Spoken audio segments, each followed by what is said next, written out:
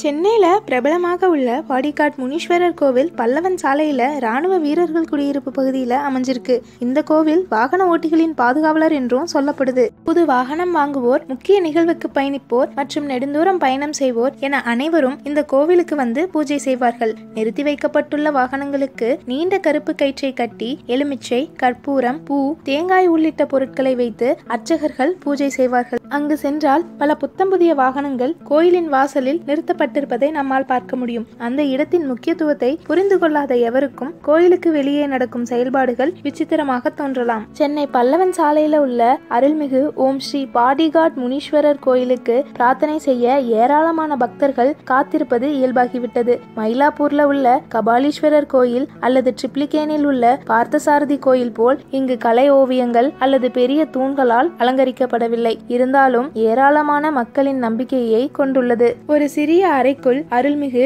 ஓம் Sri bodyguard முனீஸ்வரனின் அரிவாள் ஏந்திய சிலை உள்ளது. பக்தர்கள் தங்கள் வாகனங்களின் சாவியை கோயிலின் பூசாரியிடம் கொடுத்து அவர்களை தெய்வத்தின் முன் நிறுத்தி முனீஸ்வரர் தங்களையும் தங்கள் வாகனங்களையும் கவனித்துக் கொள்வார் என்று நம்புகின்றனர். கோயிலுக்கு வெளியே மற்ற அர்ச்சகர்கள் வாகனங்களுக்கு பூஜை செய்கின்றனர். வாகனங்கள் அலங்கரிக்கப்பட்டு சந்தன பொட்டு, மலர் மாலை மற்றும் வாகனத்தின் முன் கருப்பு கயிறு கட்டப்படுகிறது. அர்ச்சகர்கள் தேங்காய் உச்சியில் கற்பூரத்தை வைத்து கற்பூரத்தை ஏற்றி அதை வாகனத்தின் முன்புறம் தங்கள் உரிமையாளருடன் சேர்ந்து சுழற்றி தீமையை விரட்டுவார்கள். பின்னர் வாகனத்தை சுற்றி சென்று தேங்காயை உடைக்கின்றனர். பின்னர் வாகனத்தின் டயர்களுக்கு அடியில் எலுமிச்சை பழங்கள் வைக்கப்பட்டு அதன் மீது உரிமையாளர் ஓட்டுவார்கள். இதனால் வாகனத்திற்கும் உரிமையாளருக்கும் தீங்கு விளையாது என்று நம்புகின்றனர். இந்த சடங்கு ஒவ்வொரு வாகனத்திற்கும் மேற்கொள்ளப்படுகின்றன. இந்த பூஜைகளை பெற 4 சக்கர வாகனத்திற்கு 350 ரூபாயும், 2 சக்கர வாகனத்திற்கு 250 ரூபாயும் கட்டணமாக செலுத்த வேண்டும். பாடிகாட் முனீஸ்வரர் என்ற பெயருக்கு குறிப்பிட்ட வரலாற்று பதிவுகள்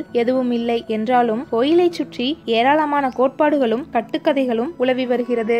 1860ஆம் ஆண்டு ஆற்காட்டிலிருந்து சென்னைக்கு பிழைக்க வந்தவர்கள் தங்கள் குலதெய்வமாக தங்களுடன் எடுத்து வரப்பட்டவர் தான் இந்த முனீஸ்வரர். ஆரம்பத்தில் தலைமைச் செயலக வளாகத்தில் இருந்தவர் 90 ஆண்டுகளுக்கு முன் சென்ட்ரல் ரயில் நிலையத்தின் எதிரின் பல்லவன் பணிமனையின் முன் பிரதிஷ்டை செய்யப்பட்டார். அப்போது இங்கு பல்லவன் பேருந்துகளுக்கு பாடி கட்டும் பணிகள் நடைபெற்று கொண்டிருந்தது. அதனால இந்த பெயரிலேயே முனீஸ்வரன் அழைக்கப்பட்டார். பின்னாளில் இது பாடிகாட் முனீஸ்வரர் என்று மாறியது. தமிழகம் முழுவதும் முனீஸ்வரர் கோயில்களை நீங்கள் பார்க்கலாம். ஆனால் இந்த இடத்தில் இவர் பாடிகாட் முனீஸ்வரர் என்று அழைக்கப்படுகிறார். ஏனெனில் இது கிழக்கிந்திய கம்பெனியுடன் தொடர்புடையது. கிழக்கிந்திய கம்பெனியின் அதிகாரிகள் 1639ஆம் ஆண்டு இங்கு இருந்தபோது செயின்ட் ஜார்ஜ் கோட்டையில் வேலை செய்தனர். ஆரம்பத்துல ஆளுநர் செயின்ட் ஜார்ஜ் கோட்டைக்குள் வசித்து வந்தார். அது இப்போது செயலகத்தின் ஒரு பகுதியாக உள்ளது. 1690களில் கோட்டைக்கு வெளியே ஓய்வெடுக்க தனக்கு இடம் தேவை என்று ஆளுநர் உணரத் தொடங்கினார். எனவே ஜார்ஜ் டவுனில் ஒரு நிறுவன தோட்டம் அமைக்கப்பட்டது. மேலும் கவர்னர் வார இறுதி நாட்களில் ஓய்வெடுக்க அங்கு செல்வார். அந்த நேரத்துல ஆளுநர் ராபர்ட் கிளைவின் மகன் எட்வர்ட் அந்த தோட்ட பங்களாவை ஆளுநரின் வசிப்பிடத்திற்கு ஏற்ற ஒரு பெரிய மாளிகையாக மாற்ற முடிவு செய்தார். 1802 முதல் கவர்னர்கள் மவுண்ட் ரோட்டில் உள்ள அரசு இல்லத்தில் வசிப்பது வழக்கமாகிவிட்டது. மேலும் அவர்கள் வேலைக்காக செயின்ட் ஜார்ஜ் கோட்டைக்கு செல்வார்கள். இன்று தீவுத்திடல் என்று அழைக்கப்படும் இடத்தில் ஆளுநரின் மெய்க்காவலர்கள் தங்க வைக்கப்பட்டனர். அவ்விடம் பாடிகாட் லைன்ஸ் என்று அழைக்கப்பட்டது. ஒவ்வொரு நாளும் மெய்காப்பாளர்கள் அங்கிருந்து வந்து அரசு இல்லத்தின் முன் கடமையில் ஈடுபட்டு நாள் முடிவுல அவர்கள் மீண்டும் பாடிகாட் லைன்களுக்கு செல்வார்கள். பாதுகாவலர்களில் பலர் முஸ்லிம்களாக இருந்ததால் ஆளுநரின் பாடிகாட் மசூதி அவ்விடத்தில் கட்டப்பட்டது. இந்த முனீஸ்வரர் கோவில் ஆளுநரின் மெய்க்காவலர்கள் வசிக்கும் பாடிகாட் லைன்களின் ஓரத்தில் இருந்த ஒரு சிறிய வழிபாட்டு கோவிலாக இருக்க வேண்டும். அதனால்தான் இது பாடிகாட் முனீஸ்வரர் கோவில் என அழைக்கப்பட்டது. பாடிகாட் என்ற வார்த்தை எப்படியோ 20ஆம் நூற்றாண்டில் வந்தது.